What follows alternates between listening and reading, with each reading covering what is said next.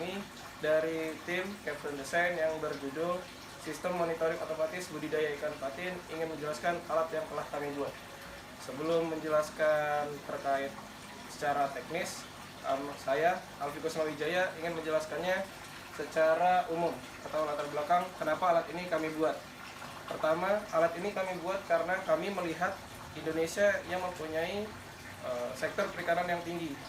Lalu yang kedua, keluhan pada air kolam oleh pembudidaya ikan itu sendiri.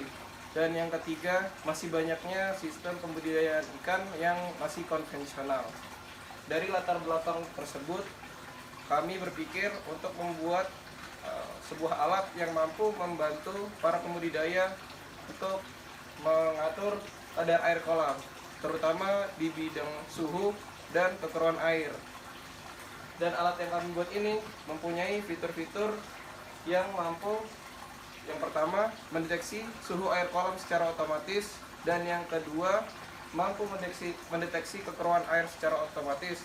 Lalu alat kami juga telah terintegrasi ke sistem IoT yang membuat alat kami ini dapat tersambung secara online dan memberikan informasi secara online ke smartphone pengguna. Kemudian saya, Lovina Faro, akan menjelaskan deskripsi implementasi alat. Untuk kolam yang kami gunakan berukuran 1 kali 1,5 meter dan bak filtrasi terdiri dari 3 bak dengan tinggi 50 cm dan diameter 30 cm. Untuk alat ada beberapa komponen-komponen yang kami gunakan untuk alat ini.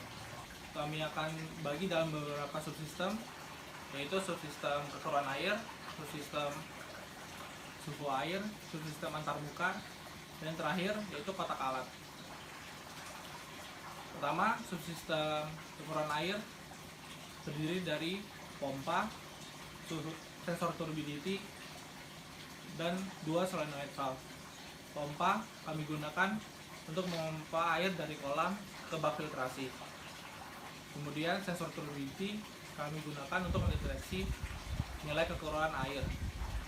Dan solenoid valve kami gunakan untuk mengisi dan menguras air kolam saat siklus filtrasi.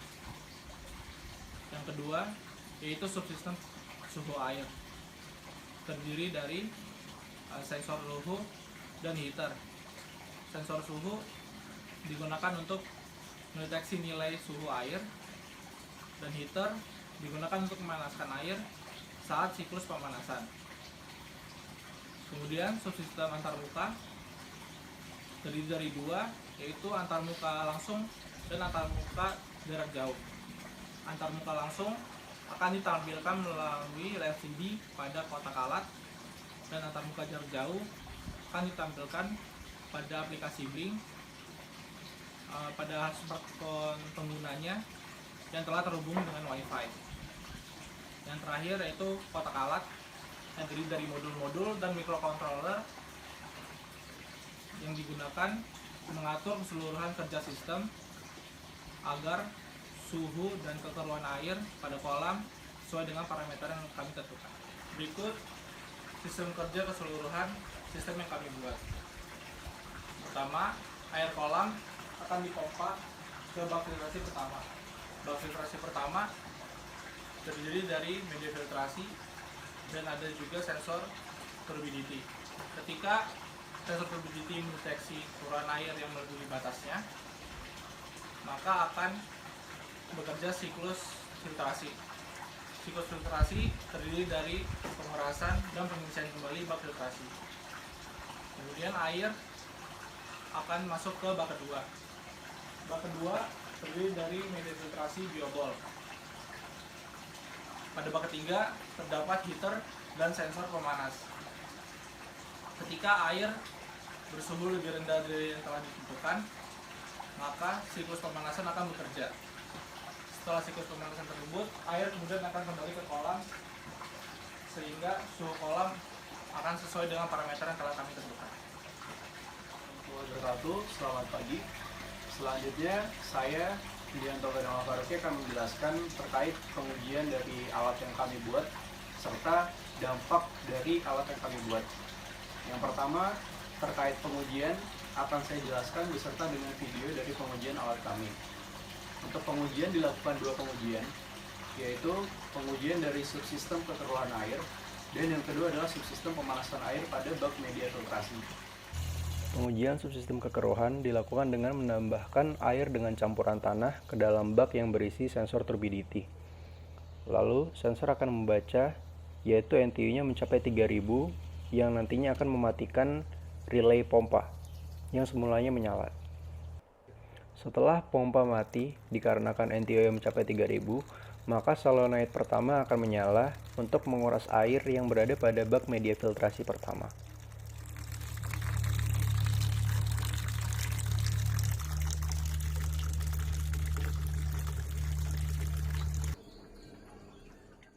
Setelah air pada bak media filtrasi pertama telah habis dikuras, maka akan menyala solenoid kedua untuk mengisi air pada bak filtrasi pertama dengan air yang baru.